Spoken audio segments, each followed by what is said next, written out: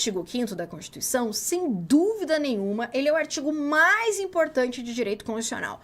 É o que mais cai e cai em todas as provas de concurso público. Se você vai fazer concurso para área policial, fiscal, tribunal, área administrativa, qualquer concurso público vai ter lá no seu edital o artigo 5º.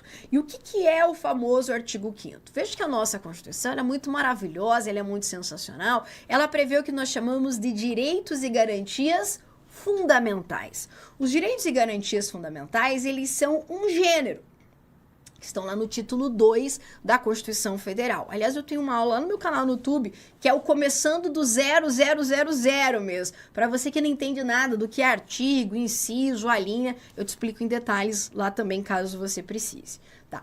O artigo, a Constituição, então, ela vai falar desses direitos e garantias fundamentais, que são o gênero. E ele é formado por 5 espécies. Eu tenho os direitos e deveres individuais e coletivos, que são os direitos do artigo 5º da Constituição. Eu tenho os direitos sociais, ali do artigo 6º ao 11. Eu tenho os direitos da nacionalidade, artigo 12 e 13. Eu tenho os direitos políticos, do artigo 14 ao 16. E eu tenho a parte de partidos políticos, que é o artigo 17. Esse núcleo aqui é a base do direito constitucional. Como eu tô te falando, ele cai em tudo. E desses 5, sem dúvida nenhuma, o artigo 5º é o que mais cai. Aí você vai pensar, nossa, professora, mas é joia, porque é só um artigo, né? É só um artiguinho. Meu amor, esse artiguinho tem 79 incisos, que é aqueles numerozinhos em romano para você aprender. Então, o artigo 5º, ele é um universo à parte. E eu vou começar aqui a nossa aula, depois dessa nossa introdução, revisando aqui os principais direitos. O caput do artigo 5º da Constituição, ele vai dizer assim, ó: todos são iguais perante a lei, sem distinção de qualquer natureza, garantindo-se a brasileiros e estrangeiros residentes no país a inviolabilidade do direito à vida, igualdade, liberdade, propriedade e segurança. Então, lá no caput, que é a cabeça do artigo, nós já temos ali 5 direitos que eu chamo de raízes, direitos matrizes, que desses 5 direitos decorrem todos os 79 incisos ali do artigo 5º. Então, a Constituição vai falar em vida, igualdade, liberdade, propriedade e segurança. Quando a gente fala em segurança aqui, não é segurança pública, tipo polícia, essas coisas todas. Quando a Constituição fala em segurança, ela vai falar em segurança jurídica, segurança nas relações processuais. Quer ver? Quer ver que você sabe, você só não sabe que você sabe. Por exemplo, numa ação judicial, num processo judicial, você entra com a ação, o juiz já dá ganho de causa para você e tal, já pode sair. Não, não é assim. Eu tenho um devido processo legal. Isso está previsto na Constituição. Ou seja, é garantia aqui de natureza processual, tá? Então, a gente vai analisar esses 5 direitos: vida, igualdade, liberdade, propriedade e segurança. Olha só essa questão da Vanca Sebrasp, que fala do direito à vida. O direito à vida, quando estiver em aparente colisão com outros direitos fundamentais, prevalece por se revestir de caráter absoluto. Olha lá. Primeira coisa que você tem que saber na vida do concurseiro é que não existe direito fundamental absoluto. Tudo na vida, teteia, é relativo. Já dizia meu professor de física, tudo depende do ponto de referencial. É ou não é? Com os direitos não é diferente. Os direitos, eles não têm um caráter absoluto, eles são relativos, especialmente quando em conflito com outros direitos fundamentais. Quer ver que você sabe, você só não sabe que você sabe. Você já ouviu assim da tua mãe, do teu pai, sei lá, quem te criou, dizendo assim: tudo tem limite? Tudo tem limite? Já ouviu falar isso? Ah, tudo tem limite, menina. Você não pode fazer tudo o que você quer. Ou aquela frase: o seu direito termina quando começa o direito do outro, do próximo. Não tem essa frase? Todo mundo conhece? É exatamente essa uma das principais características dos direitos fundamentais, que é a sua relatividade. Vamos anotar. A relatividade ou limitabilidade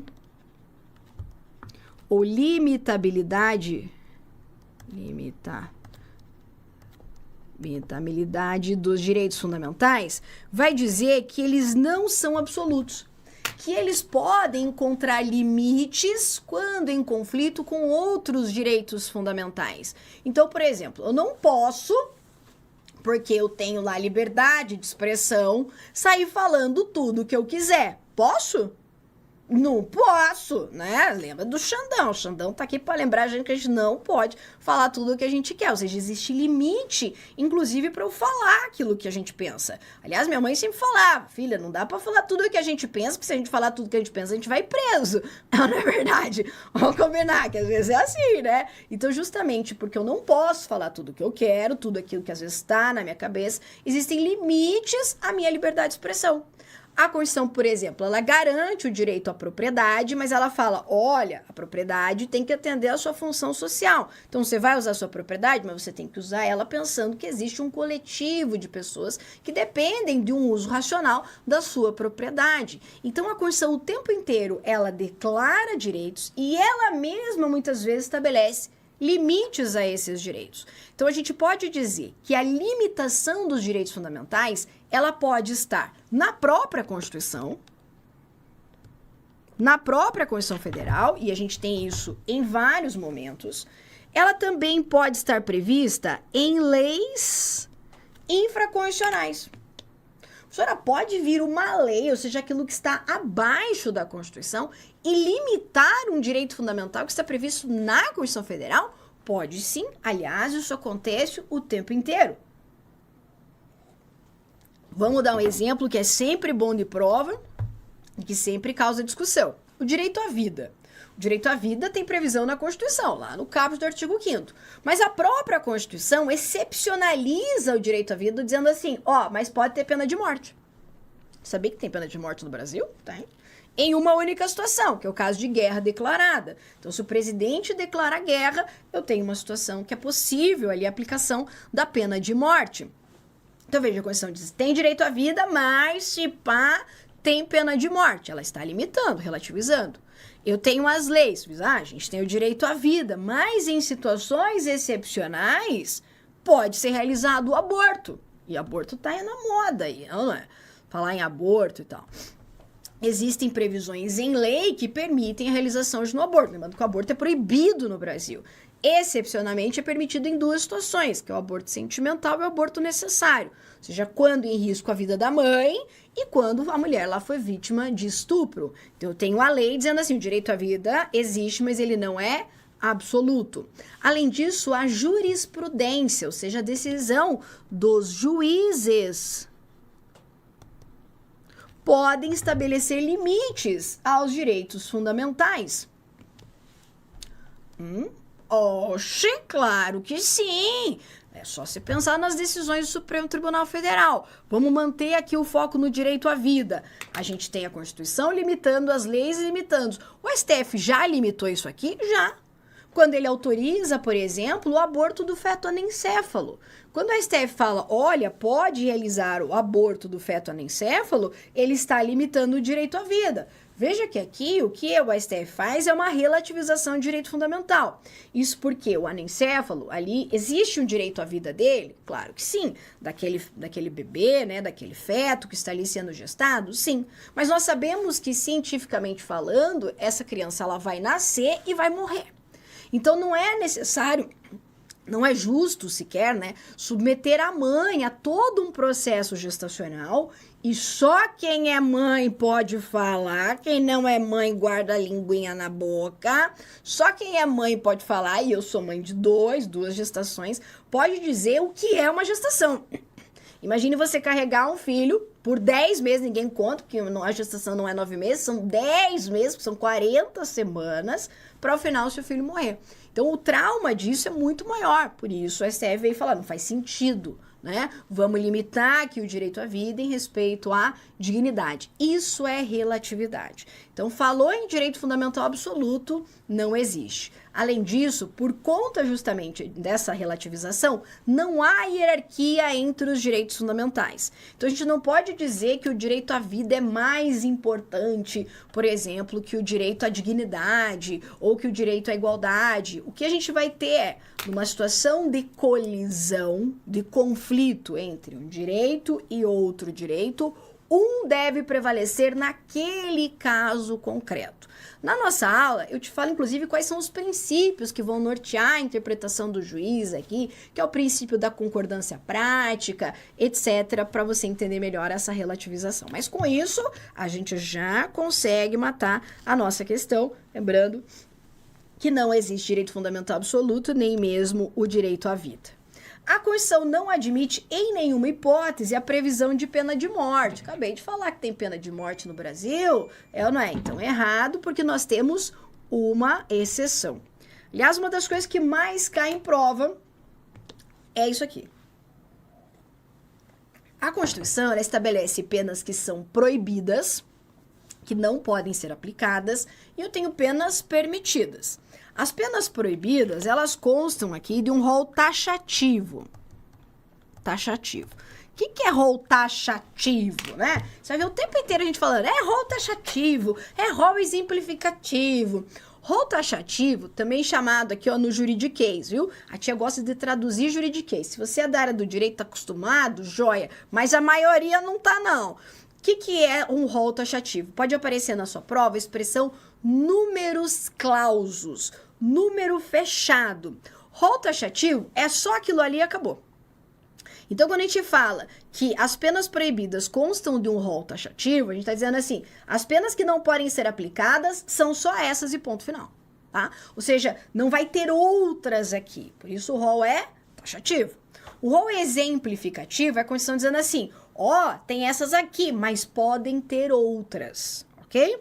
Então, por isso a gente vai dizer que o rol de penas proibidas é um rol taxativo, enquanto que o rol de penas permitidas é um rol exemplificativo.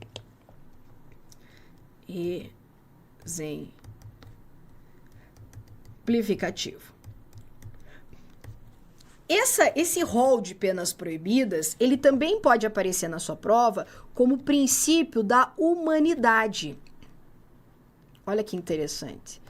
Então, vem lá na prova. O princípio da humanidade previsto na Constituição conquistada. Mas é onde que está escrito isso? Eu nunca vi isso, Senhor, me ajude aqui agora. E daí começa a correr aquela lágrima do olho esquerdo, começa aquele pânico, aquele ranger de dentes. E tá falando das penas proibidas. Então, a Constituição vai dizer assim, ó, é proibida a pena de morte, com exceção do caso de guerra declarada. E o que é a guerra? Imagine, quem pode declarar guerra, melhor dizendo. Quem pode declarar guerra é o presidente da República, autorizado pelo Congresso Nacional.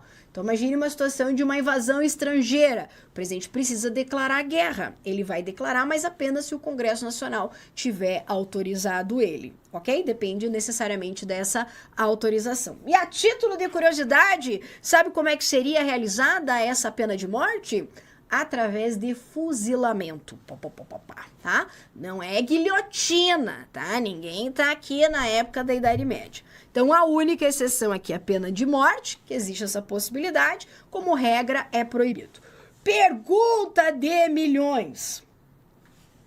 Seria possível acrescentar no texto constitucional outra hipótese de pena de morte? O que vocês acham? Hã?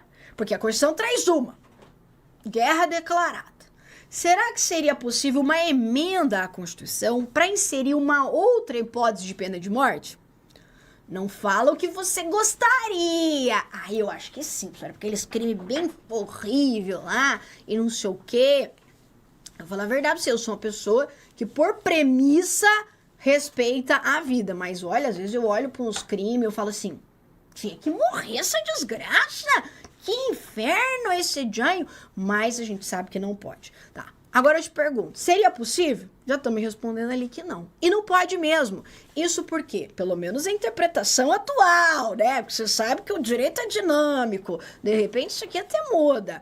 Mas atualmente o entendimento é que esse direito aqui é o que nós chamamos de cláusula pétrea. Cláusula pétrea é aquele núcleo que não pode ser abolido da Constituição. Eu posso até relativizá-lo, mas eu não posso abolir. E inserir outras hipóteses de pena de morte seria contrariar a intenção do legislador constituinte, que é aquele que fez a Constituição, de dizer que a pena de morte é proibida. Veja que a pena de morte ela é proibida como regra, com uma exceção. Se eu ficar colocando várias exceções, aí aquilo que é exceção passa a ser a regra e eu mudo a intenção do constituinte, ok? Então, por isso que atualmente, não se permite que seja inserido, essa interpretação doutrinária, não seja inserido outras hipóteses de pena de morte, tá? Então, quando você vê, às vezes, um deputado, um senador falando disso e aquilo, na verdade, isso, juridicamente falando, não moralmente nem nada, juridicamente falando, não seria possível. Ok? Tá. Segunda pena proibida aqui de caráter perpétuo. A gente sabe que não existe prisão perpétua no Brasil, né? É. O cara vai ficar preso por um tempo, que pode ser bastante tempo, é verdade, mas ele não vai ficar preso pro resto da vida dele, porque não existe penas de caráter perpétuo, né? Previstas aqui na nossa Constituição. Não pode. De trabalhos forçados. Aqui muita gente confunde, né? Pena de trabalho forçado não significa dizer que um preso não pode trabalhar. Eu sempre falo isso, hein? O cara tá lá preso. Como diz minha mãe é minha inspiração, vocês estão percebendo, né? Como diz minha mãe, cabeça vazia, oficina do capeta, ó. Cramunhão aqui, ó, nas ideias do camarada. O cara já não tá muito bem, né? Porque já tô preso, aprontou alguma coisa, aí tá lá bem devarde, que nem a gente fala aqui no interior do Paraná, bem à toa, ó o cramunhão aqui, ó, querendo já acabar com o resto da vida do cara. Então, claro que ele trabalhar é uma joia, pra ele ocupar a cabeça, cansar o corpo, isso aí é ótimo. O que não pode é uma pena de trabalho forçado. Imagine o juiz lá, sentencia o réu a pena de quebrar pedras das 8 às 18, especialmente no horário de sol quente. Não. Isso não pode ser uma pena. Entendeu? Isso pode ajudar eles, às vezes, a remir a pena, diminuir o período, né? E eu tenho que ter aqui um trabalho que gere algum tipo de dignidade. É ou não é? Gente, a pessoa já não é lá aquelas coisas, daí tá lá presa e a gente vai ainda continuar violando direitos. O Estado não pode ser bandido, lembra disso, a gente não pode confundir o Estado com o bandido, a gente não pode ser igual a ele, por isso ele precisa ser, se eu for oferecido um trabalho aqui, um trabalho digno, né? Imagina, não quero trabalhar, pera aí, vou pegar um chicote, vai trabalhar, não dá, né? Concorda com a tia, claro que você concorda. Pena de banimento. O que é banimento? Expulsar brasileiro. Olha quanta coisa a gente está revisando aqui, ó. Expulsar brasileiro. Brasileiro é filho. A gente pode expulsar filho de casa? Ai, professor, meu pai me expulsou de casa, mas não deveria, né? Apesar que você deve ter aprontado uma coisa feia.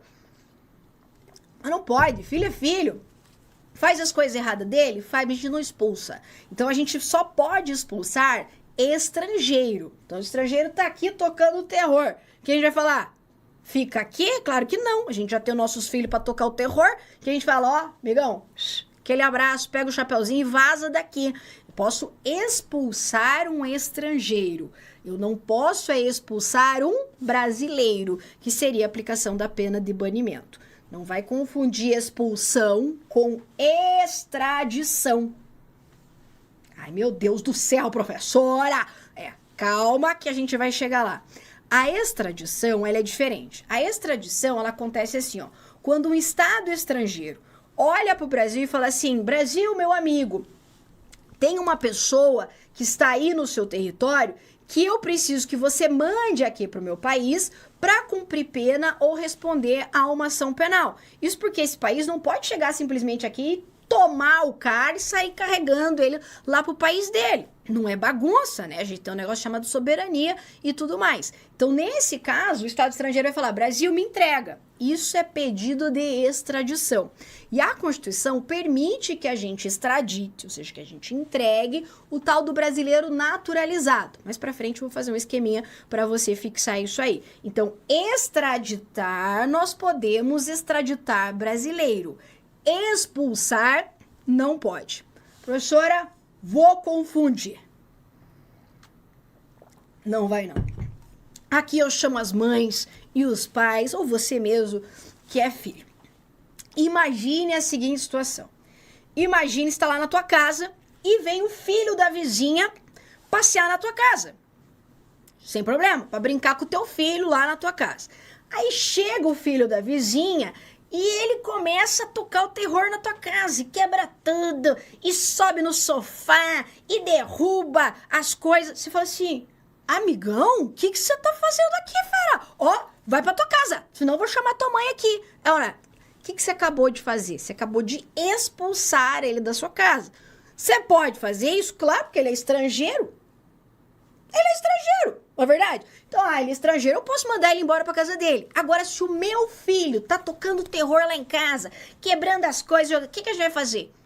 A gente vai dar uma lição nele, a gente vai repreender, mas ele vai ficar o quê? Dentro de casa. Porque eu não posso expulsar brasileiro, eu não posso expulsar o filho, certo? Eu só posso expulsar o filho da vizinha, que é o estrangeiro. Joia.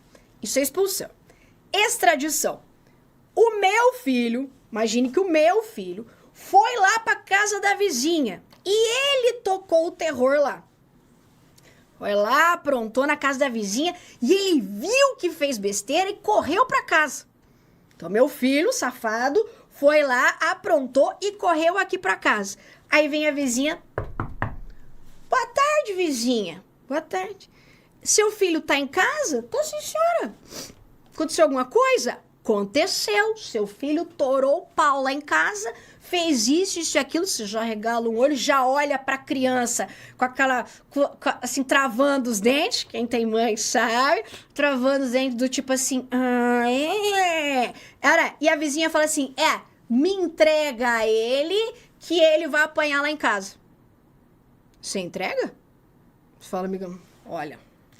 Me desculpe, senhora, pelo transtorno. Se tiver alguma coisa para indenizar, nós indenizamos aí. Mas você não vai levar meu filho para bater lá nele, não. Ora, quem vai educar meu filho vai ser eu aqui em casa. Isso que a vizinha acabou de fazer é o que nós chamamos de extradição. Ela está pedindo para entregar o meu filho para ir lá. Se esse meu filho for o que nós chamamos de brasileiro nato, a gente não entrega de jeito nenhum. De jeito nenhum. Se tiver que bater nele, quem vai bater somos nós. E aqui no Brasil a gente não bate. A gente manda pro cantinho do pensamento. Educação positiva, nem cantinho do pensamento, que é educação positiva. A gente não faz nada disso. Se for brasileiro naturalizado, excepcionalmente a gente vai falar, tá bom, vizinha, pega essa desgraça e leva lá pra você. Aí a gente extradita. Agora, e se o filho da vizinha estiver na minha casa? E ele aprontou lá na casa da mãe dele. A vizinha chega lá. Vizinha, meu filho tá aí? Tu fala, tá aqui. Entrega ele pra mim. Ele aprontou? Aprontou um monte aqui na minha casa. O que você vai falar? Piá, deu ruim, tua mãe chegou, pode ir. Agora, você não vai entregar? Claro que vai entregar. Ele é estrangeiro. Você tá entendendo? Então não vai confundir expulsão, que é você tocando daqui pra fora, com a extradição, que é quando a vizinha vem pedir alguém que tá aqui na nossa casa pra entregar pra lá. Ok? Maravilha? Muito bem. Então, a gente não vai confundir mais extradição com expulsão. E penas cruéis? Imagina lá o juiz decretando a pena de 20 chibatadas. Condena o réu a 20 chibatadas. Tá maluco? Não pode, tá? As penas permitidas, elas são mais fáceis. Você já conhece. Privação, restrição de liberdade, vai preso, perda de bens, multa, prestação social alternativa, vai lá pintar uns murinhos, suspensão e interdição de direitos. Beleza? Penas proibidas, penas permitidas. Nisso a gente já revisou um monte de inciso aqui do artigo 5º da Constituição, tá? Com o intuito de proteger a sociedade, é permitido em situações excepcionais que agentes policiais utilizem a força física contra o investigado para o fim de obter confissão quanto à prática de crime grave. Epa, alô galera de carreira policial, hein? Depois não adianta ligar lá no meu escritório, pra quem não sabe, eu tinha advogada também, eu advogo na área de concurso público e servidores, né? Depois não adianta me ligar lá no escritório que tá respondendo o PAD, hein? Não pode. não existe situação excepcional para a prática de tortura. Porque aqui a gente está falando sobre tortura, né? Eu vou usar de força física para obter uma confissão. Não pode. É claro que a força policial, ela tem por premissa o uso da força física. Né? A polícia, ela é o braço forte do Estado, no sentido de repressão, inclusive física. Por isso que a polícia, a hora que ela chega para prender o bandido, se ele tentar reagir, se for algo perigoso, ele vai fazer o quê? Vai deitar o camarada e meter a algema nele. Tá? Inclusive pode, nesse caso, porque a gente sabe que o uso de algemas no Brasil não é proibido, mas ele é restrito. Então, numa situação de perigo, resistência ou fuga, é possível o uso de algemas. Então, isso é usar força física dentro dos limites da legalidade. Agora, se utilizar da força física para obter confissão, aí não pode. Até porque a Constituição estabelece uma outra garantia, que é o princípio da não autoincriminação. Isso aqui todo mundo conhece, que diz que o preso vai ser informado dos seus direitos, entre os quais o de permanecer calado. Então, aqui a regra é assim, ó, você não é obrigado a produzir prova contra você mesmo. Então você fez, mas você não precisa dizer, olha, eu fiz e tal. Você não é obrigado a isso, né? Por isso que tem aquela regra assim, ó, imagine chega a tua mulher e fala assim, deixa eu ver teu celular. Deixa eu ver teu celular. Você é obrigado a entregar? Não, porque você não é obrigado a produzir prova contra você mesmo. Que a hora que ela abrir esse celular, né, vai ver as coisas que não deve. Você não é obrigado, mas claro que...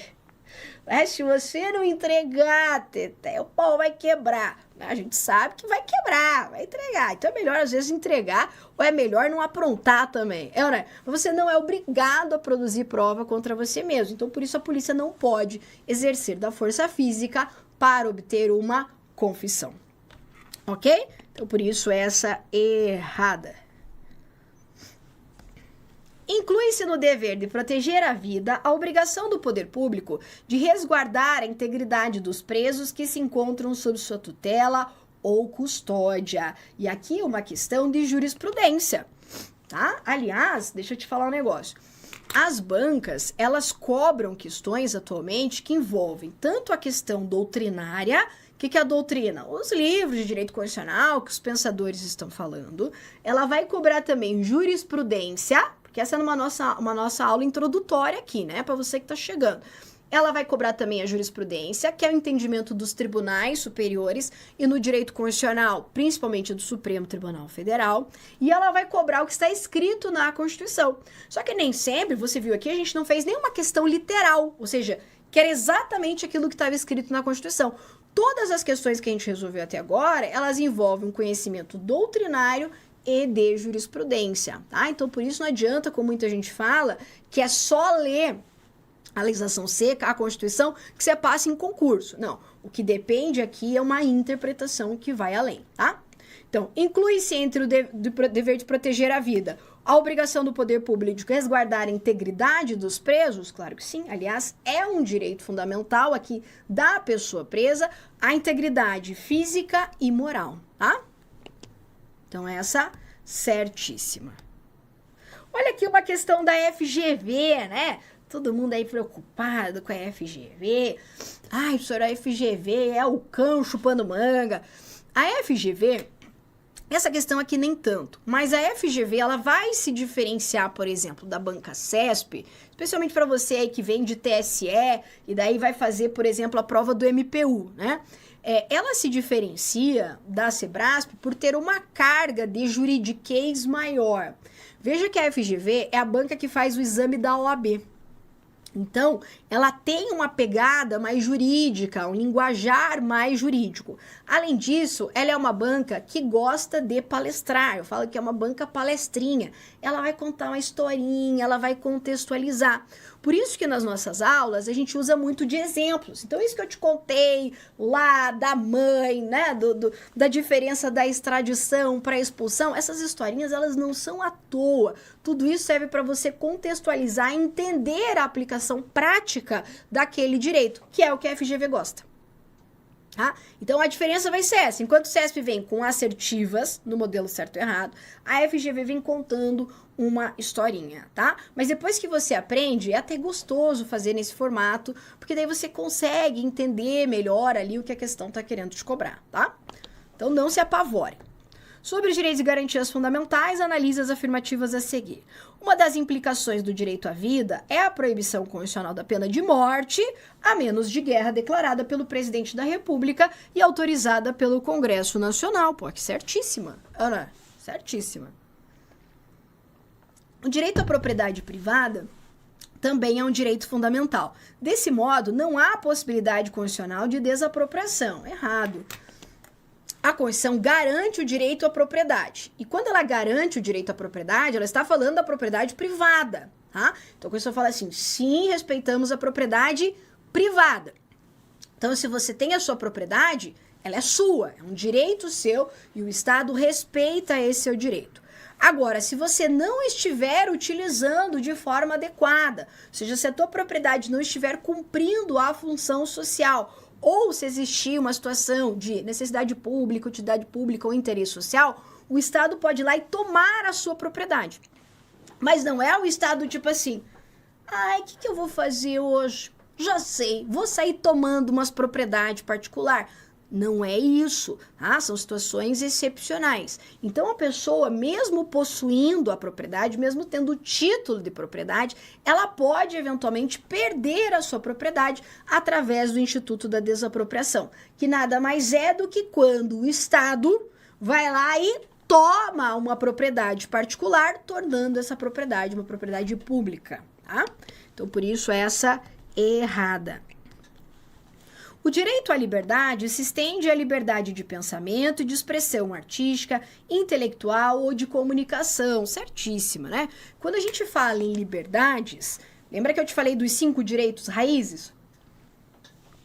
Vida, igualdade e liberdade.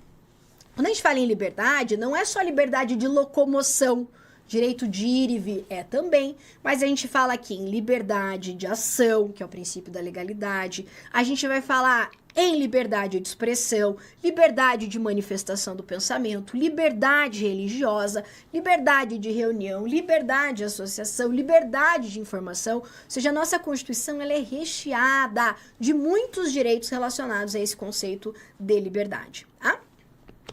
Então, 1 e 3 corretas, gabarito, letra D. Olha aqui uma da FCC, ó. Eu tô trazendo de bancas diferentes e só dessas 3 bancas, tá? Porque a partir dessas 3 você tem aí estilos para todas as demais. A FCC, diferente da FGV, ela é uma banca que ela não costuma contar muito historinha. Ela vem assim, de acordo com a Constituição e pau. Essa questão, inclusive, ela foi de um dos últimos TRTs que a gente teve aí no final do ano, tá? Essa de 2024. Ela é bem recente, essa questão aqui. Então, basicamente, ela vai te trazer um enunciado e ela vai trazer as alternativas para você achar a alternativa que está correta ou a incorreta. A questão da FCC é que, e eu acho que talvez aqui seja a maior dificuldade, que eu acho uma banca bem gostosa de trabalhar, mas a dificuldade pode ser porque em uma questão ela trabalha um monte de coisa.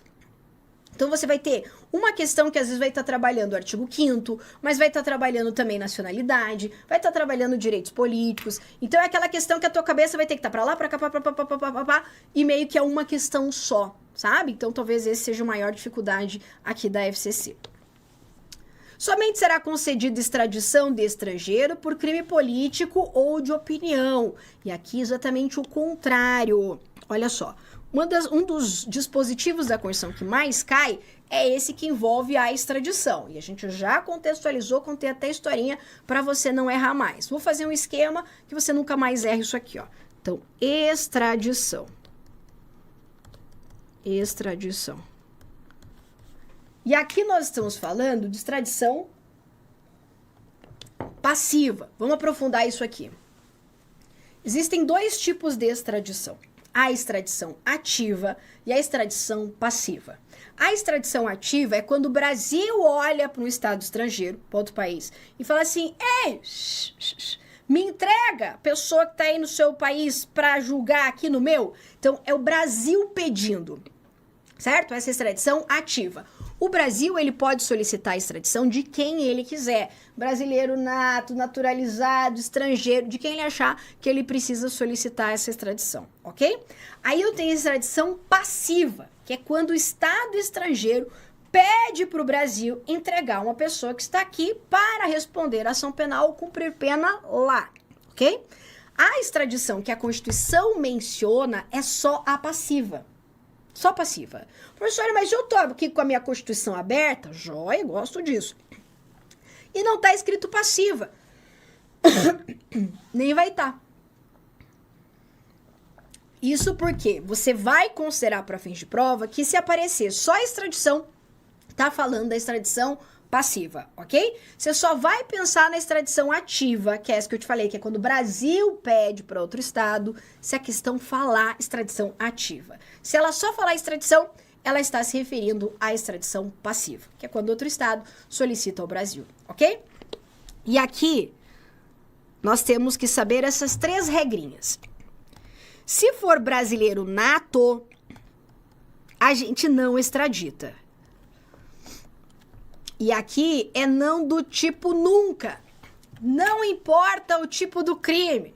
É só você lembrar do tal do Robinho. Pedala! Robinho.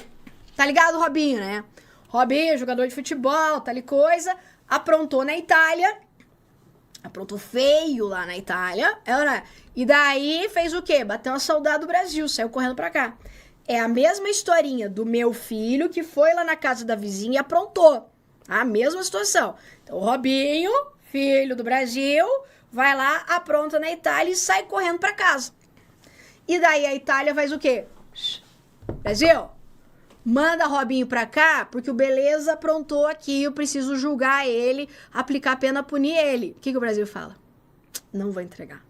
Não vou entregar. Por quê? Porque ele é brasileiro nato. Não importa se o crime é um crimezinho, crimezão. Não importa a natureza do crime. A gente não vai extraditar. Enquanto for brasileiro nato, nós nunca extraditaremos. Veja que isso não impede de cumprir pena no Brasil. Lembra que eu te falei? Não quer dizer que a mãe vai fazer vista grossa e vai ficar impune. Aprontou lá na vizinha, a mãe pode aplicar a pena aqui. Sei lá, né? Dependendo do tipo de educação, vai ficar de castigo, vai tomar umas palmadas, né? Apesar que Deus o livre bater hoje em dia, né? A gente não pode falar disso. Mas cada país vai aplicar as suas penas. Então, o Brasil pode, sim, aplicar a penalidade aqui no nosso território, que não significa extraditar, ok? Agora, vamos lá. E se esse brasileiro tiver perdido a nacionalidade brasileira? Porque existe essa possibilidade. Imagine, não só existe, que nós tivemos um caso no Brasil, né? Para quem não sabe, o caso da Claudinha, a gente chama de Claudinha já porque estamos íntimos dela, que há muitos anos damos o exemplo da Claudinha. A Claudinha, ela era brasileira nata e foi morar nos Estados Unidos. Chegou lá nos Estados Unidos, eu tenho que contar em formato de fofoca isso aqui, que a história fica muito melhor. Claudinha, brasileira nata, vai morar nos Estados Unidos. Chegando lá, ela conhece um gringo. Ai, que amor, que coisa linda. Sim, ela casa com o gringo. Quando ela casa, ela consegue o tal do green card. O green card, ela pode ficar lá, ela pode exercer direitos civis, ela pode trabalhar, tem seguro social, vive a vida normal. Só que ela não é cidadã americana, ela não é nacional americana. Joia. Claudinha, não satisfeita, bonita, foi lá e se naturalizou americana. Na época que a Claudinha fez isso, a nossa Constituição entendia que, nesse caso, perdia a nacionalidade brasileira. Isso não existe mais, tá? A gente teve uma alteração na Constituição, mas na época da Claudinha funcionava assim. Então a Claudinha foi lá, optou por outra nacionalidade e teve como consequência a perda da nacionalidade brasileira. Só que Claudinha nunca estudou direito constitucional. E ela não tá sabendo desse detalhe. Ela não tá sabendo. E ela se naturalizou americana, e é Zaidu, nananã, e tá lá toda gringona. Aí, diz as más línguas, que eu não analisei o processo, que Claudinha meteu o pipoco no marido, matou o marido. Isso porque o marido amanheceu morto e Claudinha amanheceu no Brasil. Saudades do Brasil? Talvez. Mas do nada, Claudinha amanhece do Brasil e marido amanhece é morto. Ora, o que acontece? Ela é a principal suspeita desse crime. Estados Unidos bate na porta do Brasil e fala assim: ei, Claudinha aprontou aqui na minha casa. Aí o Brasil: jura, Claudinha fez isso? Que horror! Chama a Claudinha. Claudinha, o que aconteceu? Ai, tá, não foi bem assim, tal. O que aconteceu nesse caso? O Brasil foi analisar. Ela é brasileira nata? Não mais. Ela tinha perdido a nacionalidade brasileira. Então a Claudinha estava no Brasil na condição de estrangeira. E Claudinha não estava ciente. Nisso o Brasil falou assim: então pode extraditar. Por quê? Porque Claudinha não é mais brasileira, ela é estrangeira. Então, para a sua prova, grave assim: enquanto na condição de brasileiro nato, não pode ser extraditado, não do tipo nunca. Agora, se for ex pode. Agora, ex é ex, né, Tete? Vamos combinar? Ex, se fica dando moral pra ex? Ah, e o ex? Que ex? Ex que se lasque tudo, Ana. Então, não quis ser mais brasileira, Claudinha. Quis ser gringuinha. Ai, que pena. Vai ser extraditado, tá? E foi isso que aconteceu com Claudinha. Ela foi extraditada e cumpre pena, salvo engano, lá nos Estados Unidos. Tem um negócio de reciprocidade da pena, etc., que na nossa aula, no curso completo, eu explico certinho pra você como é que funciona o pedido, quem entrega, como que não entrega, tá? Mas para fim de prova, 90% das questões, celebrar que brasileiro nato não extradita. Se for ex, aí pode ser extraditado, tá? E se for o brasileiro naturalizado? O naturalizado é aquele que não nasceu brasileiro, mas ele resolveu virar brasileiro, tá? E o Brasil fala assim: olha, vou te adotar aqui, vou te tratar como se fosse o meu filho. Você não era meu filho, mas eu vou te tratar como se fosse, já que você quer muito ser meu filho aqui. Então, o brasileiro naturalizado, diferente do nato, em algumas situações ele pode ser extraditado. Quando? Se ele tiver cometido um crime comum, matou, roubou, sei lá, desde que tenha ocorrido antes da naturalização. Imagine assim, o camarada chega e fala: ai, eu quero ser brasileiro. A gente fala: nossa, que maravilha, que honra. Tem requisitos para você se naturalizar brasileiro, joia. E daí, o cara se naturaliza brasileiro e assim, a gente, pra virar brasileiro, não é bagunça. A gente vai buscar antecedentes, vai ver como é que foi a vida do cara, porque a gente não vai colocar na nossa casa, trazer pra ser nosso filho, bandido alheio. É ou não é? Não é? Safadeza lá de fora. Então, daí o Brasil analisa tudo isso e tudo mais. E daí, imagine que essa pessoa consegue se naturalizar. E daí a gente descobre depois que o Beleza tinha cometido o crime antes. Isso não é uma quebra de confiança? Eu entendo que sim. Imagine o cara veio dizendo: ai, sou um anjinho, quero ser seu filho. Aí você fala: ai, vem aqui, a mãe vai te dar um abraço. Aí você descobre que ele já tinha cometido o crime antes. Você fala: ei, amigão, você mentiu pra mim. Você falou que você era pessoa jóia e você não é pessoa jóia. Então, aí a gente extradita. Então, se cometeu o crime comum, mas foi antes de virar nosso filho, a gente mete o pé e manda embora, porque sacanagem, mentiu pra nós aqui. Agora, se cometeu o crime depois que virou brasileiro, é porque daí a gente não cuidou direito do filho, né? Aí a responsabilidade é nossa, aí a gente não extradita. Agora, pega essa. Agora, se mexer com o tóxico, tráfico ilícito de entorpecentes ou drogas afins, aí não importa se naturalizou antes ou depois do crime. A gente vai extraditar. Então, olha lá. Se mexeu com os tóxicos. TT, não tá escrito tóxicos na Constituição, hein, pelo amor de Deus. Tráfico ilícito de entorpecentes ou drogas afins. Aí aqui não importa se o crime foi cometido antes ou depois da naturalização. A gente vai extraditar. Por que, professora, essa diferença do traficante aqui, do tóxico? Sei lá. Às vezes é porque a gente tem muito aqui, né? Acho que o Brasil pensou, não, nós já temos muito aqui, o que puder eliminar, vamos eliminar, né? Ah, não, mete o pé, né? Então, a Constituição teve essa opção. Mexeu com o tóxico, não importa se antes ou depois a gente elimina. E o estrangeiro? O estrangeiro é o filho da vizinha. O estrangeiro é o filho da vizinha. Então, o problema é da vizinha. Então, ele aprontou lá. A vizinha vem buscar ele. Teteinha, tia sente muito por você, mas vai resolver teus B.O. com a tua mãe lá, né? Não é um problema meu. Então, estrangeiro, como regra, a gente extradita sim. A gente só não vai extraditar por 2 crimes. Crime político e crime de opinião. Então, daí, quando que a gente não extradita o estrangeiro? Crime político ou crime de opinião.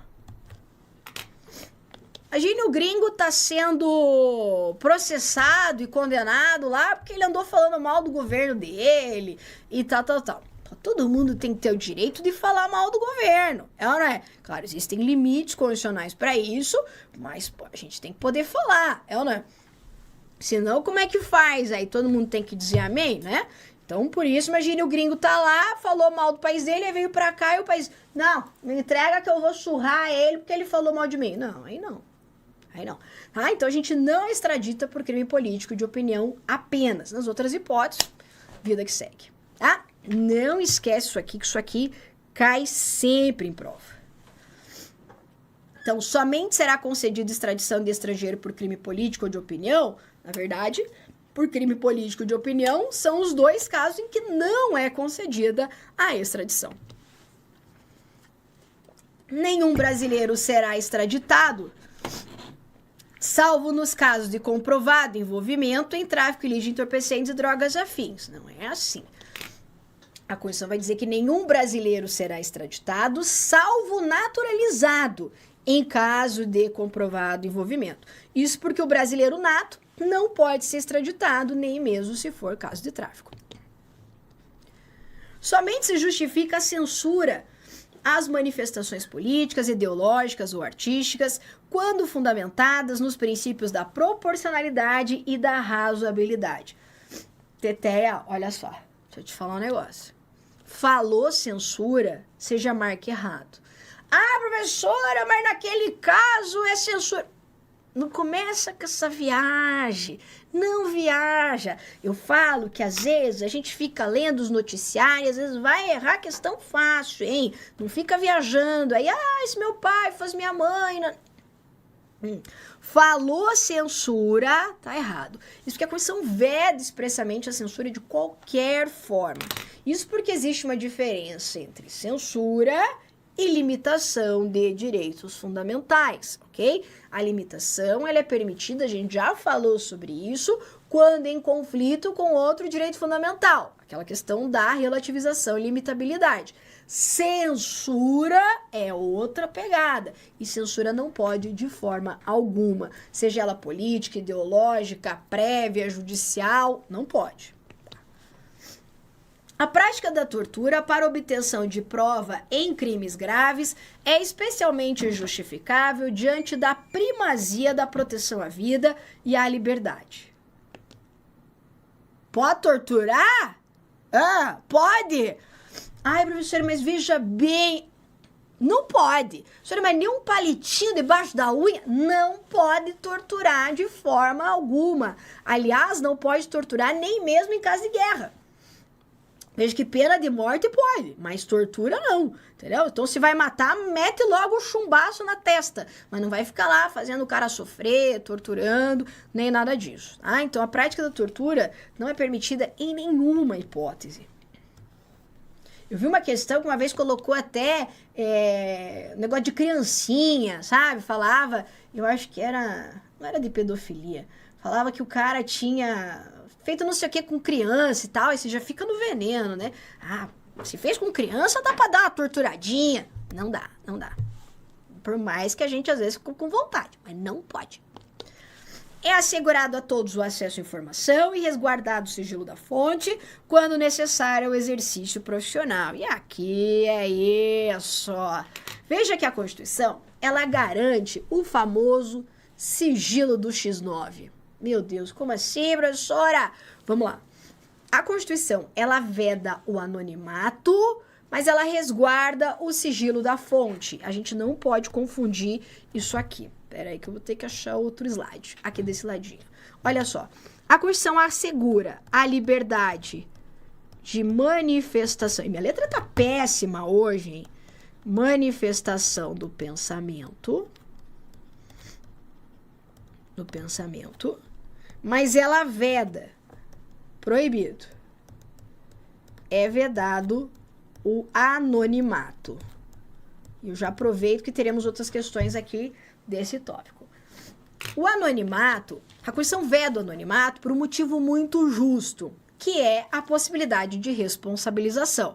Lembra que eu disse para você que a gente pode até expressar aquilo que a gente pensa, né, as nossas ideias, mas dependendo do que a gente falar, a gente pode ser responsabilizado por isso também. Não dá pra falar nem tudo que a gente pensa, dá pra falar. Porque às vezes você vai falar e vai ter consequências por isso, porque dependendo do que você fala é crime.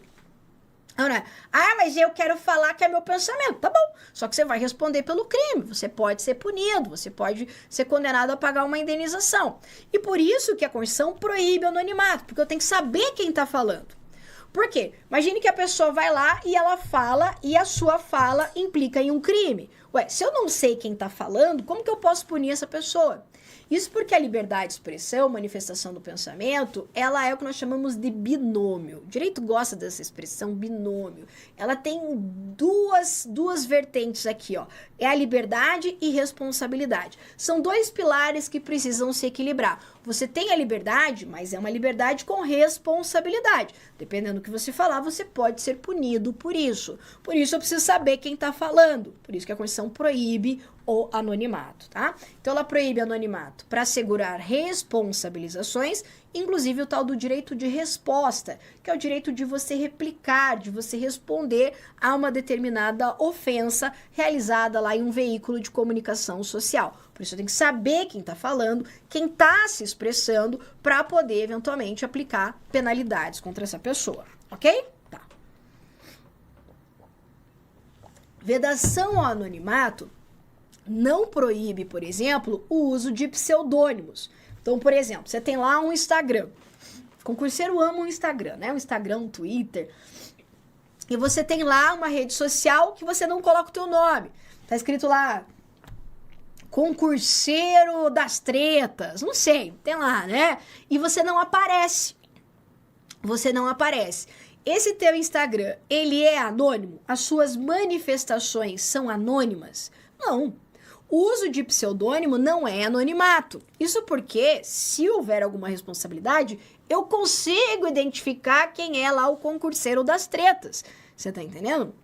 O que a Constituição proíbe é aquele anonimato mesmo, que a gente não consegue nem rastrear aqui a pessoa, a sua identificação. Claro que hoje, no mundo digital, é muito mais difícil se falar em anonimato. Isso porque o mundo digital deixa rastros, né? No mundo físico, era muito mais fácil você fazer uma manifestação anônima. Metia uma máscara lá, um negócio, o cara conseguia fazer algo anônimo. Agora, na rede social, meu amor, na internet, ó, tudo deixa um rastrinho, um caminho, uma migalhinha lá que dá para tentar localizar. Às vezes falta boa vontade, mas dá para localizar, tá? Então a Constituição, ela proíbe o anonimato, mas ao mesmo tempo ela resguarda o sigilo da fonte para proteger um outro direito, que é a liberdade de informação. Então, para proteger a liberdade de informação, ela garante o sigilo da fonte. Sigilo da fonte é sigilo do X9. Vamos lá. Ali que a tia tá numa gripe lascada, hein? Mas estamos aqui. O sigilo da fonte funciona para quê? Imagine a seguinte situação. Você ingressa lá no concurso público. no concurso, no seu cargo público, tá? Começa a trabalhar e tal, e entrou motivado, estudou pra caramba, você tá ali pra fazer a diferença na sociedade, porque esse é o papel, nunca esqueça. Você tá lá pela grana? Tá, mas você tá lá porque você vai fazer a diferença no serviço público, papapá, animado, jóia. Aí você tá lá todo cheio de éticas e coisa arada, você descobre um esquemão de corrupção rolando lá dentro.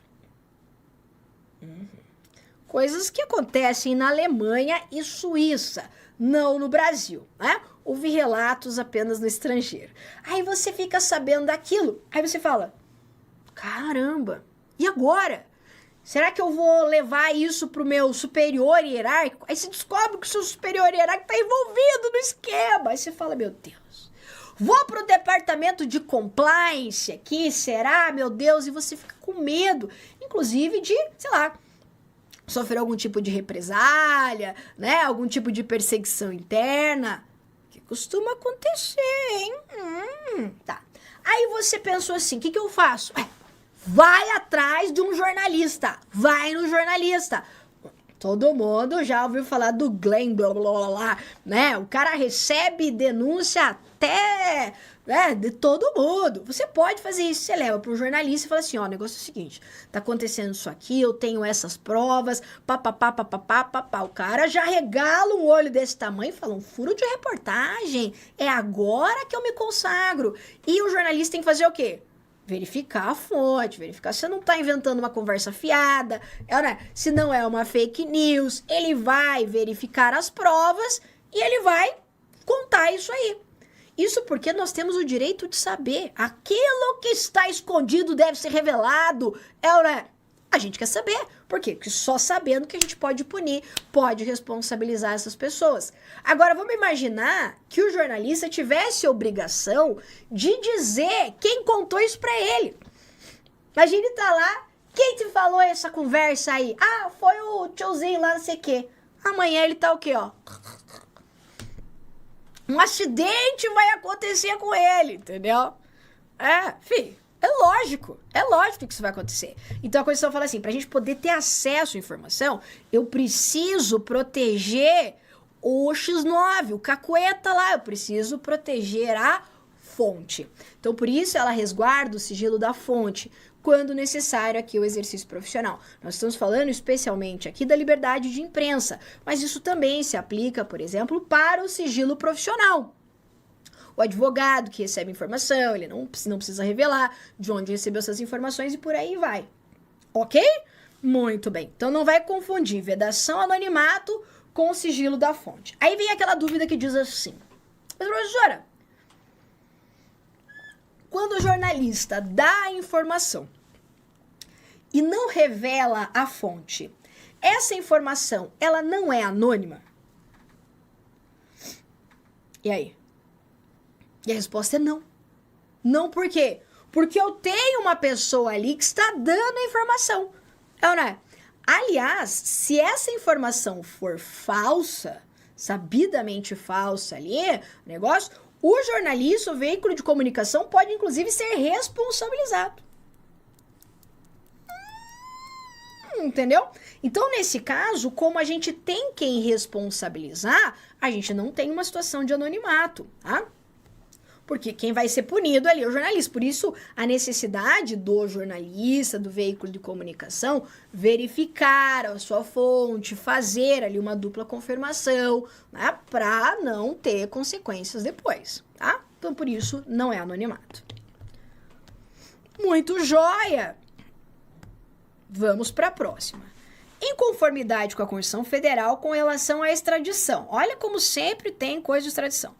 Será concedida extradição de estrangeiro por crime de opinião? A gente viu que não será concedida. O brasileiro naturalizado será extraditado em caso de crime comum praticado antes ou depois de sua naturalização. Se é crime comum, vai ser extraditado só se o crime for cometido antes. Em nenhuma hipótese, um brasileiro nato será extraditado. É isso aqui, em nenhuma hipótese. Em nenhuma hipótese, um brasileiro naturalizado será extraditado. Naturalizado pode. Será concedida extradição de estrangeiro por crime político e não será concedido. Fácil ou difícil? Agora tá moleza, né? Agora tá moleza. No Brasil, os principais direitos reivindicados pela população LGBT QIA+, foram concretizados até o momento a partir de decisões do Poder Judiciário, baseadas em interpretação da Constituição Federal e não pelo Poder Legislativo. Certo ou errado? Certo. Certo. A verdade é que hoje nós temos direitos reconhecidos à comunidade LGBT pelo Poder Judiciário, poucos previstos em legislação específica. Vamos destacar alguns deles aqui, ó, que nós já temos de decisões do STF sobre a comunidade LGBT QIA+. Tá. Opa. Primeira decisão, tentando trazer aqui numa ordem cronológica. Nós tivemos reconhecimento pelo Supremo Tribunal Federal da união estável homoafetiva. Então, a união estável, ela foi reconhecida como instituição familiar, mesmo sendo uma união estável homoafetiva, uma vez que a Constituição apenas reconhecia a união estável entre homem e mulher.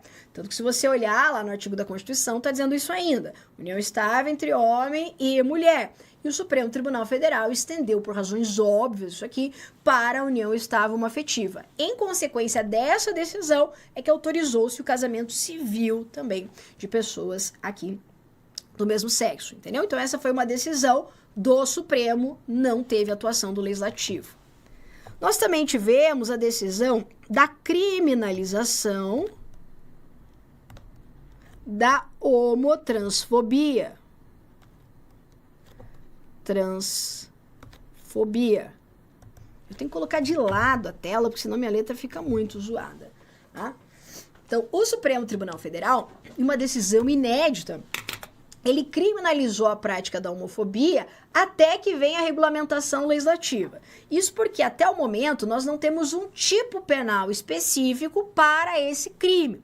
E o STF entendeu que, dada a gravidade da situação, ele deve ser considerado como um desdobramento do crime de racismo até que venha a legislação específica, que até agora não tem nada ainda concretizado. Quer dizer, mais uma vez, decisão do Supremo Tribunal Federal. Nós temos ainda a decisão do STF que reconhece ao transgênero, e aqui é para o transgênero especificamente, a possibilidade de alterar o prenome e o sexo no registro civil,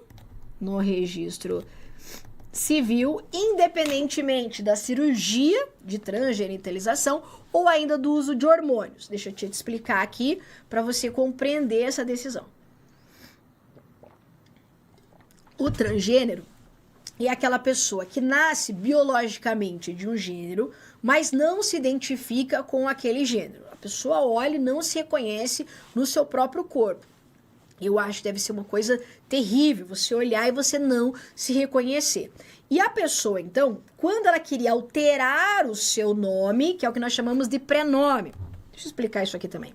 Olha só, por exemplo, o meu nome completo, que a gente chama de nome completo, é Adriane. Para quem não sabe, Adriane não é Adriana. Adriana é professora de português. É Adriane Nogueira Falte, esse é meu nome de nascimento, e de Freitas, que é o nome de casada, tá? Esse é o meu nome, certo? O meu prenome é Adriane. E isso aqui é o que nós chamamos de sobrenome, certo? Tudo isso forma o meu nome. Então, o meu nome é formado pelo prenome e pelo sobrenome. O que o STF permitiu foi a alteração, então, do prenome e do sexo no registro civil. Então, pessoa transgênero, ela pode falar lá, eu quero, não é mais Adriane, é Adriano, eu posso fazer essa alteração no registro civil, independentemente do uso de hormônios ou cirurgia de alteração aqui de sexo. Antes, para que isso pudesse ser realizado, tinha que fazer uma ação judicial, a pessoa já teria que ostentar fisicamente o gênero que pretende, então ela tinha que aparentar já aquele gênero, toda uma burocracia para isso acontecer, e não fazia o menor sentido. Então, aí você falou, não tem problema, vai lá e altera diretamente no cartório, tá? Não precisa de procedimento judicial, nem nada disso. Então, veja que essas 3 decisões principais aqui, elas decorrem de atuação do judiciário e não do legislativo. Por isso, a nossa questão, ela está o quê? Ela está certíssima. Por serem os homens e as mulheres iguais em direitos e obrigações, não se admite estabelecer qualquer critério diferenciador entre eles e elas, sendo por isso vedada em concurso público a remarcação de teste de aptidão física para candidatas grávidas. E aqui, é claro que não, claro que não. A Constituição vai dizer sim de forma expressa. Homens e mulheres são iguais em direitos e obrigações. Isso é o que nós chamamos de igualdade formal, é ou não é? Só que nós sabemos que na prática essa igualdade não existe, seja ela de natureza biológica, porque fisicamente não somos iguais, seja ela de natureza histórica, social, porque há discriminação entre homens e mulheres na nossa sociedade. Por isso, a Constituição autoriza, sim, a realização de tratamento desigual entre homens e mulheres, mas não para promover a desigualdade, sim para promover a igualdade. Igualdade essa que chamamos de igualdade material. Na minha aula eu explico certinho a diferença entre igualdade formal e igualdade material. A gente não tem tempo para tudo isso aqui. Mas o que você precisa saber é que a Constituição garante igualdade de direitos e obrigações entre homens e mulheres, só que essa igualdade não é uma igualdade absoluta. E ela não é absoluta justamente porque há uma diferença entre homens e mulheres. E essas diferenças, dependendo de como elas se implementam na sociedade, elas precisam ser atenuadas através de políticas públicas, ações afirmativas, para garantir essa igualdade material. Então, por exemplo, falando em concurso público especificamente em concursos que há testes físicos, como na área policial.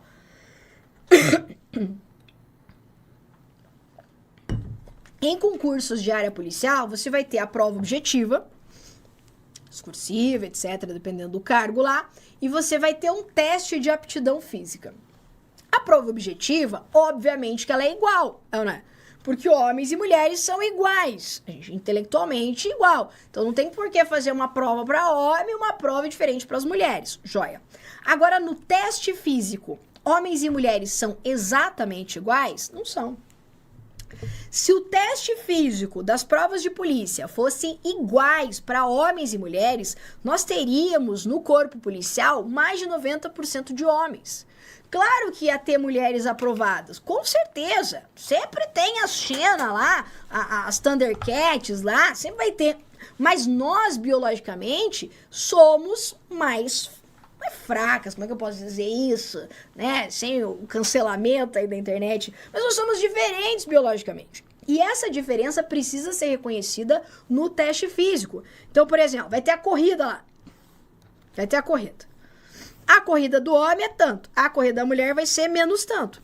Veja que ela não vai deixar de correr, ela vai correr, claro que ela vai correr, mas ela vai correr diferente. Salto, barra principalmente, a barra da mulher é diferente da barra do homem. Porque fisicamente, a força física do homem é diferente. Não dá pra esquecer que vocês têm um negócio muito maior do que nós, do que um negócio chamado testosterona. Sempre tem as chitaras, sempre tem. Aí o pessoal dos Thundercats aí, ó, sempre tem as chitaras. Mas não é bem assim. Se você pegar um homem médio, comparar com a mulher média, não é a Xena, não é a chitara, né? Não é a maromba fitness. Mulher normal com homem normal, a força física dele é diferente. E também não tô falando pra comparar com aquele lá que pesa 40 quilos molhado. O sopro caiu já, o camarada, né? Mulher normal, homem normal, médio, você vai ter uma diferença biológica. Por isso, o teste físico precisa estar equilibrado. E daí nós temos ainda uma outra decisão do Supremo Tribunal Federal que reconhece a possibilidade de remarcação do teste físico para candidatas gestantes.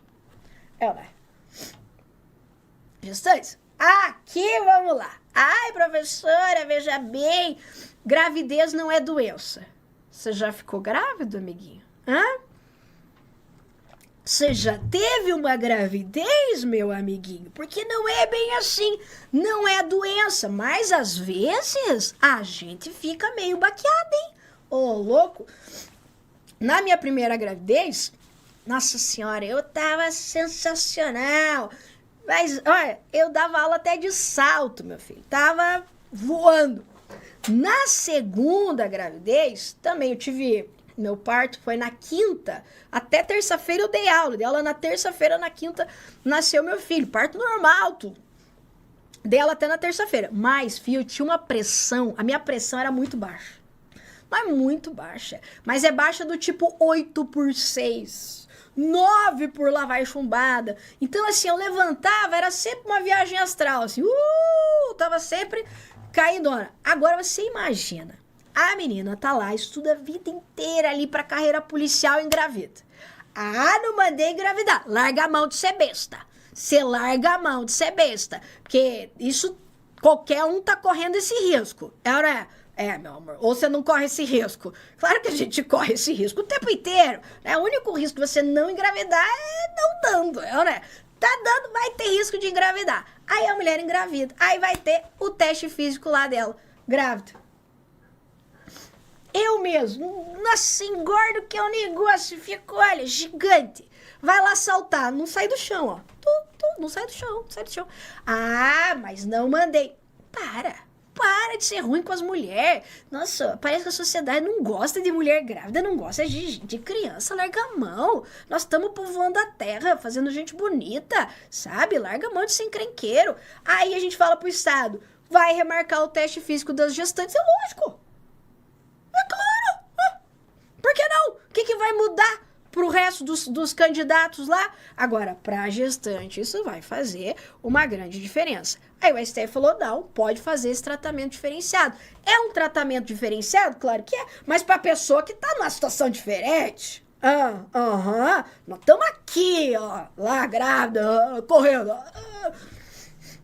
Mas eu vi o senhor na internet, uma grávida lá de não sei quantos meses correndo. Tá bom, fera. É a Xena das grávidas, entendeu? Nós não podemos contar com a Xena das grávidas, nós temos que contar com as grávidas vida normal. Você tá entendendo? A outra lá que tá lá, a grávida, a barriga dela é trincada. Não sei se vocês viram, isso que eu não sei o nome dessas famosas aí, você vê que nem é tão famosa. Mas ela grávida, a barriga dela tem gominho. Você tá de sacanagem? Você tá de sacanagem aquilo. A mulher sambando lá. Que é isso? Que é isso? Meu amor, isso aí não é da vida do concurseiro. Isso não é pra vida do concurseiro. Entendeu? A vida da concurseira é mais difícil um pouco. Então, né? Fica aqui essa possibilidade. Então, por isso que o Supremo Tribunal Federal permite, sim, não é vedado, a remarcação do teste de aptidão física para candidatas grávidas. Isso já, mais a curiosidade, é assegurado também às lactantes.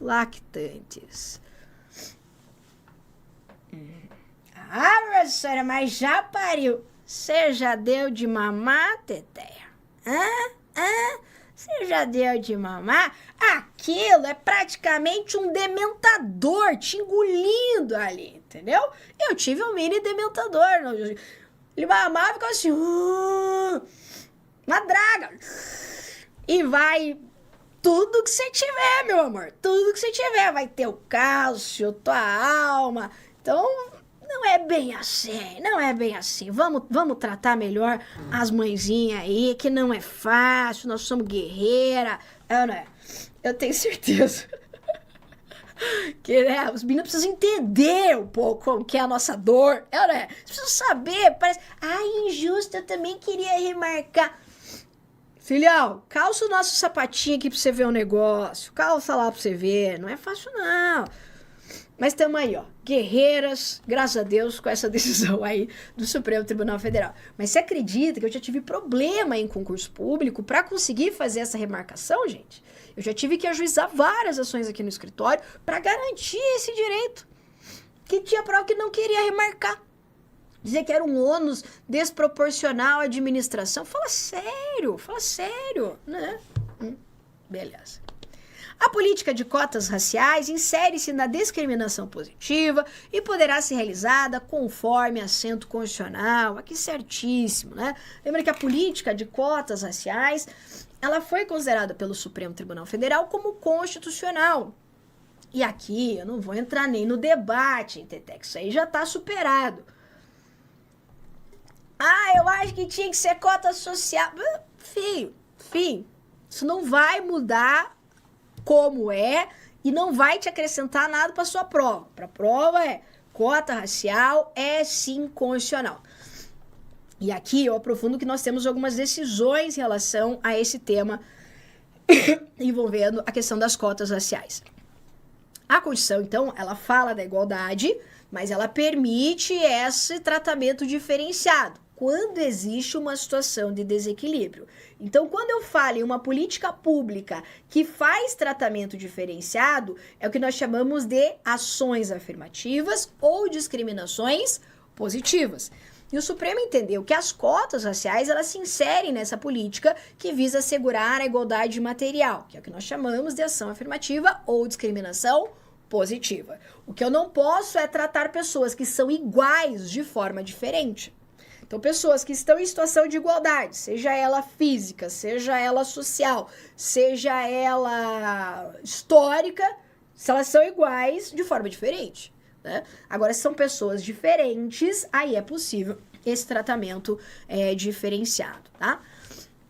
Em relação às cotas e concursos públicos, como é que funciona hoje, né? Então, nós temos, geralmente, né, nos concursos em que há a questão das cotas, isso porque as cotas raciais em concursos públicos, elas têm previsão em lei federal, então tem concurso estadual que às vezes não tem previsão, é uma coisa louca. E como é que funciona? Nós temos duas etapas, a autodeclaração e a heteroidentificação.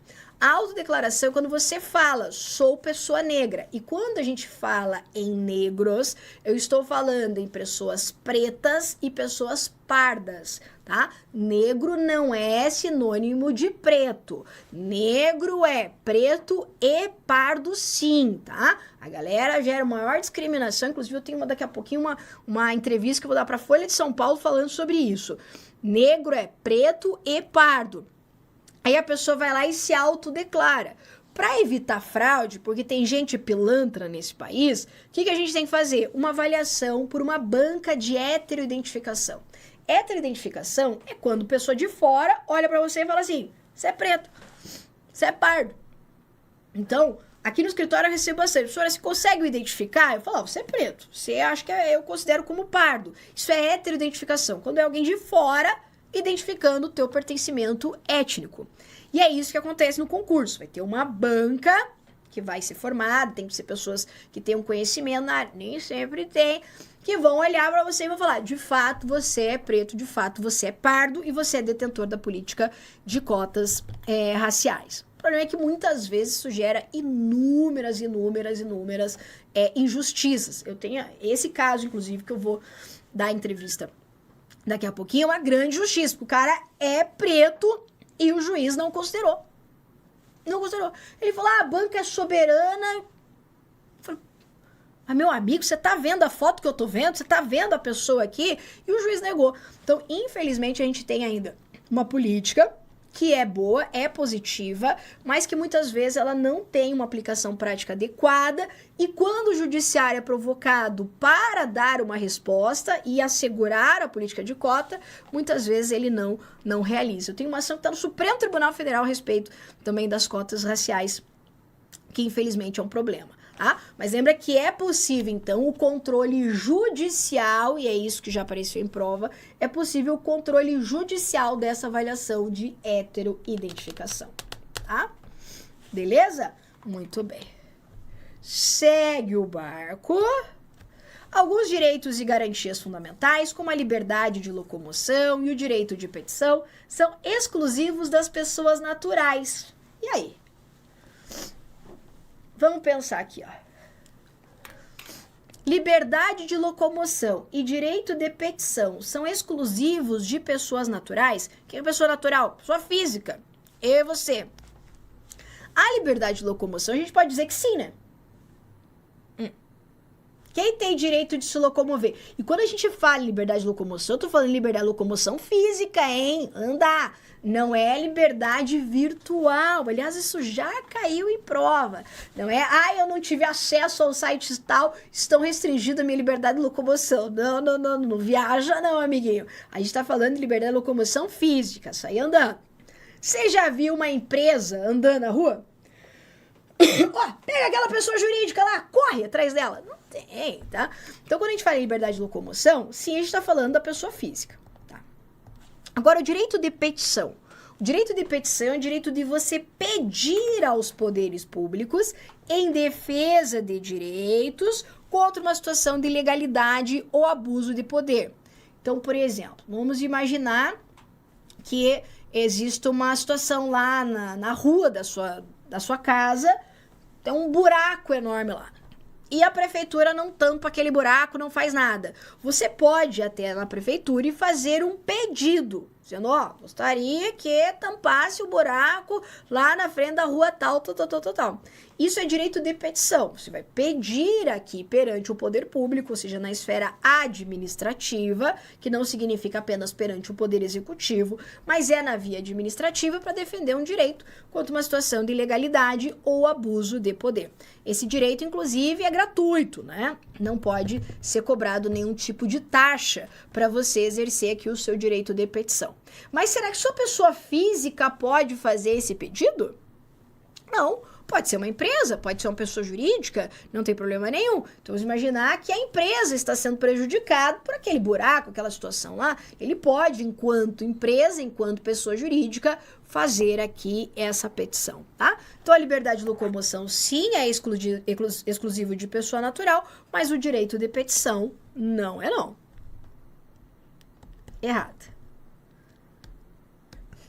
A Constituição Federal estabelece a liberdade de expressão como direito fundamental absoluto. Meu Deus, nosso Senhor, hein?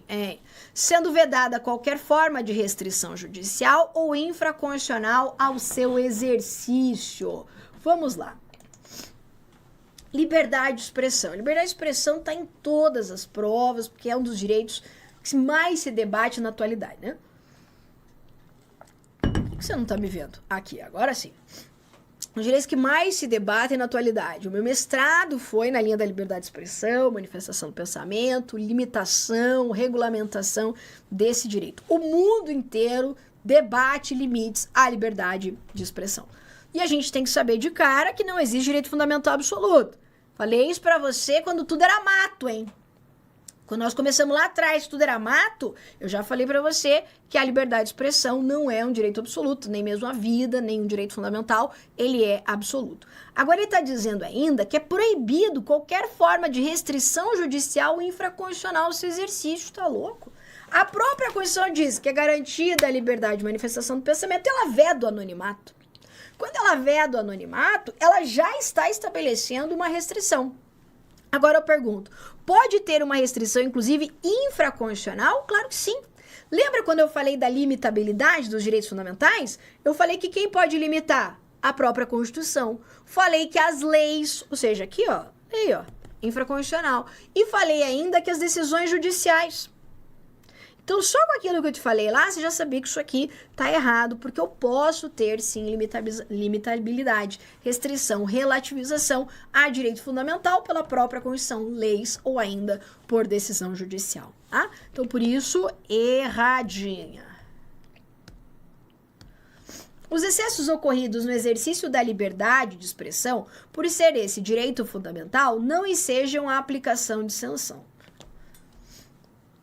Ei, Xandão disse que não, hein? E não é só o Xandão, a gente brinca com o Xandão e tal, porque, né, todo mundo fala, tá na moda e tudo mais. Mas desde que mundo é mundo, a liberdade de expressão, ela encontra limites, inclusive com a possibilidade de aplicação de sanções. Tanto que você sabe que dependendo daquilo que você fala, você comete crime.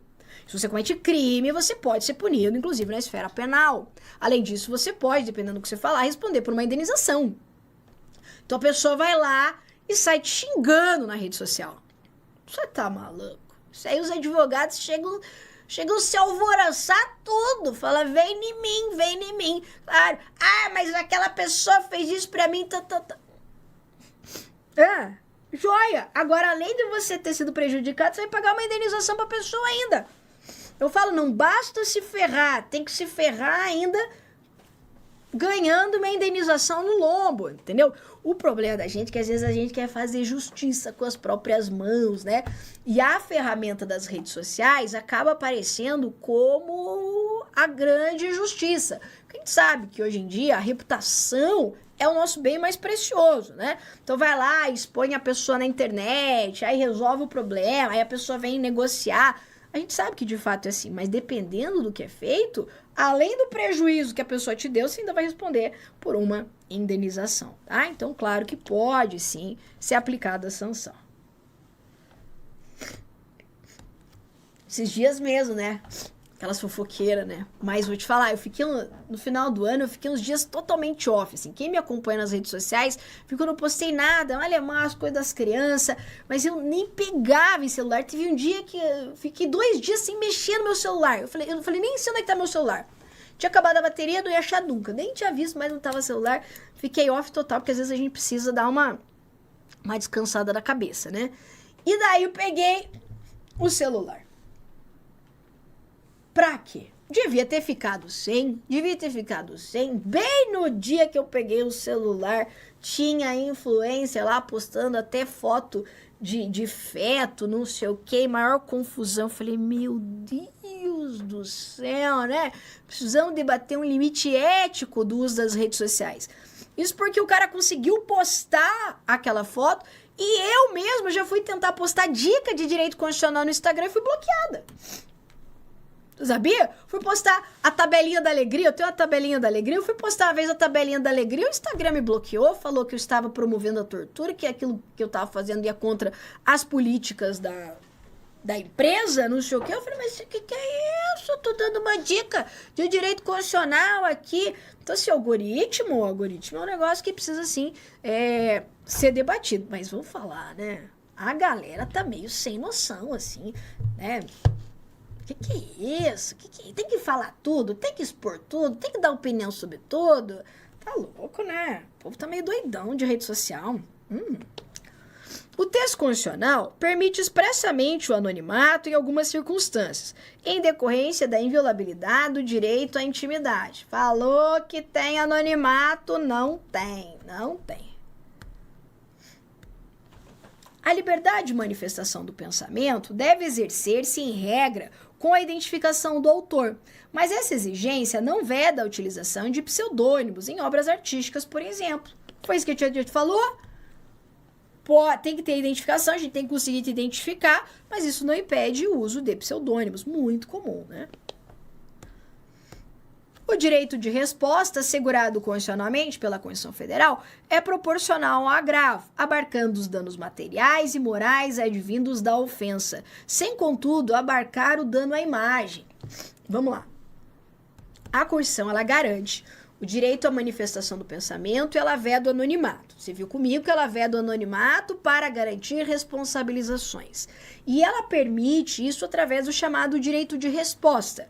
O direito de resposta é o direito de você responder, de você replicar uma determinada ofensa. Você já deve ter visto o direito de resposta, especialmente em época eleitoral, né? Em época eleitoral é muito comum a gente ver, o direito de resposta. Então o cara vai lá e fala.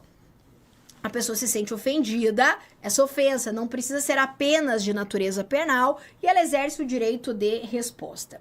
Se ela exerce o direito de resposta, ela fica satisfeita, tipo, respondi e tá tudo bem pra mim, Tá joia.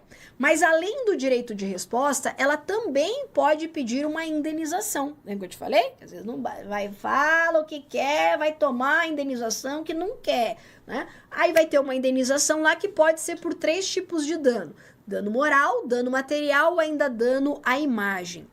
Dano material, o prejuízo econômico, financeiro em decorrência daquela ofensa. Vamos imaginar, uma pessoa vai lá na rede social e fala mal de você, fala mal do seu trabalho, te destrói na internet. Só que é mentira o que a pessoa tá falando. Mesmo que for verdade, não pode. Mas é mentira o que a pessoa tá falando.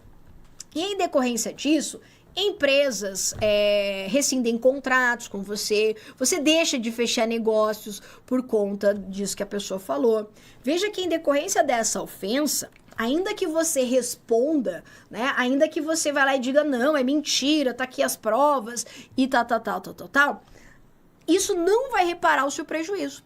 Então você, além do direito de resposta, pode fazer o quê? Um pedido de indenização. A pessoa vai ter que pagar o prejuízo que ela te gerou. Então essa é uma indenização por dano material. O dano moral é o sofrimento, a dor, a angústia que você sofreu em decorrência dessa ofensa. Veja que isso aqui pode ser muitas vezes mais grave que o próprio dano material.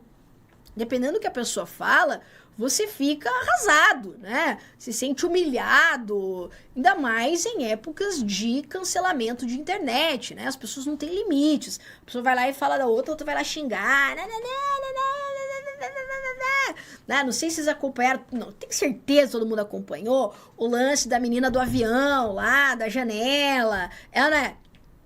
Que daí saiu primeiro como se a mãe fosse quem estivesse gravando lá e exigindo que a menina desse a poltrona pro filho dela e tudo mais. E todo mundo descobriu o Instagram da mãe da criança e saiu metendo o pau nela, dizendo que ela era isso, é por isso que as crianças hoje em dia, aí pá, e dá a cadeira se quiser, e nananana, e a cadeira é minha, e nanana. Gente, o que aconteceu aquilo? Que loucura! Foram lá e meteram o pau na mulher. Aí depois descobriram. Não, a menina ganhou não sei quantos milhões de seguidores. Eu pensei, caramba, eu aqui trabalhando na internet, né? Há 1000 anos aqui, não tenho agora um terço. Sei lá quanto, 10% do seguidor daquela menina. Tá. Virou a heroína, né? A paladina da justiça, a Chuck Norris do rolê e tudo mais. Aí depois descobriu que a mãe não fez nada daquilo. A mãe pediu se ela podia trocar, e quem é mãe sabe que às vezes não é fácil, tá? Você vai lá, a criança quer sentar e parece que era bem do lado da avó da criança. Porra, era do lado da avó da criança, não é assim, eu quero a janelinha. Não. Criança queria viajar do lado da avó. Pô, você não tem vó? Você não amava mais que tudo? Eu quero ficar do lado da minha avó. Era criança. Aí a mãe não quer trocar, joia. Pegou a criança e foi acalmar a criança. Só que tinha uma tia justiceira lá, com a visão além do alcance, que resolveu filmar o lance todo e ela fez o espetáculo. E a mãe tá lá acalmando a criança e tal. A mãe nem dirigiu a palavra de forma ofensiva pra tal da Jéssica. E a mulher tomou cascudo de tudo quanto é lado. Você já pensou como é que ficou a cabeça dessa mulher, gente? Você tá doido. Você tá doido. A mulher deve ter sofrido até dizer chega. Até dizer chega. Então imagine o dano moral que ela sofreu aqui dessa situação. Às vezes até dano material, né? Às vezes tem uma loja lá, tem um negócio. Não vemos contratar com a mãe que não sabe educar filho. Porque nós gostamos de meter o pau nas mães. Essa que é a verdade. É pau na mãe. E, né? Tá maluco. Aí a mulher teve, às vezes, um prejuízo material, não sei se houve, mas moral, certamente. Se a mulher não dormiu, você tá... Nossa Senhora. E ainda você pode ter, dependendo da situação, um dano à imagem. Quando a gente fala em imagem aqui, ó, a gente tá falando do uso da figura da mãe. A imagem da pessoa, tá? Não só a reputação. Pode ter também em relação à reputação, com certeza. A mulher foi achincalhada, era capaz de gente lá na casa dela e falar assim, você não sabe educar seu filho? Porque pra meter o pau tem língua que é um chicote. Agora, colocar a foto da mulher, fazer meme, zoeira, caramba. Tá? Então, com certeza aqui, se ela, só o direito de resposta, ela tem ido, não, porque ela foi lá no Fantástico, sei lá o quê, encontro com a Fátima, que nem tem mais, sei lá o quê, que ela foi lá, e ela falou a versão dela e tudo mais, e a galera metendo pau nela ainda. Falei, porra, mas vocês estão ouvindo o que a mãe tá falando? Ela tá falando que ela não fez nada. E a galera, mas não deu educação pro filho? Você tá maluca, mano. Mas ela deveria ter defendido a Jéssica. Pelo amor de Deus, a mãe tá lá acalmando a criança, a outra que tá dando show de horrores. Peraí que eu vou proteger. Irmão, a mãe tá preocupada com o filho, entendeu? Cada um com seus problemas. Aí a mãe ainda errada. Então ela exerceu o direito de resposta? Exerceu. Mas resolveu o problema dela? Logo, ela pode fazer um pedido de indenização? Pode. E deve fazer, com certeza. Com certeza. Dano moral, material, se tiver. E com certeza dando aqui a sua imagem. A mãe da criança... Nossa Senhora. A mãe é advogada? Pelo que eu sei, quem é advogada é a que gravou. É a que gravou. Parece que é advogada. Pô, tiazinha marcou toca, hein? Pulou essa aula na faculdade de Direitos Fundamentais. Então não esquece da Jéssica aí, que você vai lembrar dessas coisas, não vai esquecer mais. Uma pessoa vítima de notícia falsa, profundamente nociva à sua honra, deverá escolher, em eventual pleito judicial, entre o direito de resposta e a indenização pelo dano causado. Não. Ela pode fazer o quê? Direito de resposta e indenização. Pode ser que ela exerça direito de resposta e tá joia pra ela. Já resolvi o meu problema. Imagine a mãe lá, foi lá no programa lá, não sei o que, eu já falei o que eu tinha pra falar. Tá joia, não quero mais me incomodar com isso aí. Tá bom. Mas se ela quiser, ela também pode fazer um pedido de indenização, tá? Então, exercer direito de resposta não afasta, não exclui a possibilidade da indenização. Errado. Vamos aprofundar um pouquinho mais. Imagine que tenha sido um veículo de comunicação social, sei lá, noticiário, tenha noticiado a notícia, tá? Dizendo que quem ofendeu a Jéssica lá foi a mãe, certo? Então, o veículo tá dizendo assim, o William Bonner, sei lá, falou assim, não, porque a mãe foi lá e xingou a coitadinha do avião. Tá? Veja que nesse caso, o que teve aqui? Uma notícia falsa, certo? Que não foi isso que aconteceu, né? Então, notícia falsa. Aí vamos imaginar que terminou o noticiário, nem terminou, foi pro intervalo noticiário, alguém falou no ponto lá do William Bonner, não foi ela não, quem xingou a coisa do avião lá foi uma outra passageira. Aí, no mesmo noticiário, o William Bonner vai lá e fala assim, pessoal, retificando aqui o que foi falado, não foi a mãe que ofendeu, foi a fulana, foi uma outra passageira que realizou essa ofensa, tá? Veja que nós tivemos aqui uma retificação espontânea da informação falsa noticiada, porque a informação que foi noticiada era falsa. E ele teve uma retificação espontânea, ou seja, ela nem precisou exercer direito de resposta para que a informação fosse retificada. A pergunta é, se houver a retificação espontânea, isso afasta o pedido do direito de resposta? Então, se o William Bonner foi lá e arrumou, falou, não foi bem assim, tal. Ainda assim, existe ou não o direito da mãe aqui de exercer direito de resposta? E a resposta é que continua existindo. Então, ainda que haja a retificação espontânea ali pelo veículo de comunicação social, ainda assim persiste o direito de resposta e, logicamente, eventuais indenizações. Joia? Muito bem.